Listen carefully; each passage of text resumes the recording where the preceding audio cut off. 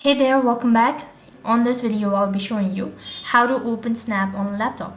In order to open Snap on a laptop, make sure that you have a Snapchat account and then open up a web browser of your choice. On the web address bar, type in web.snapchat.com. It's gonna direct you to the official web page of Snapchat Web.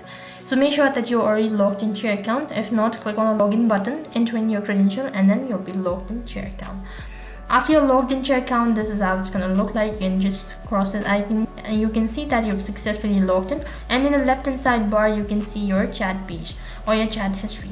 So in order to open a Snap, you need to double click or just tap on the chat page of that particular person, and then you'll be able to see the snap. So however, you can send snaps on Snapchat from web, but Snap can only be opened on a mobile application. For the privacy and safety concern, you'll not be able to open a Snap. So in this way, you can open a Snap on laptop. That's it for this video. I hope the video was helpful. If it did really help you, make sure to like, share, and subscribe to our channel.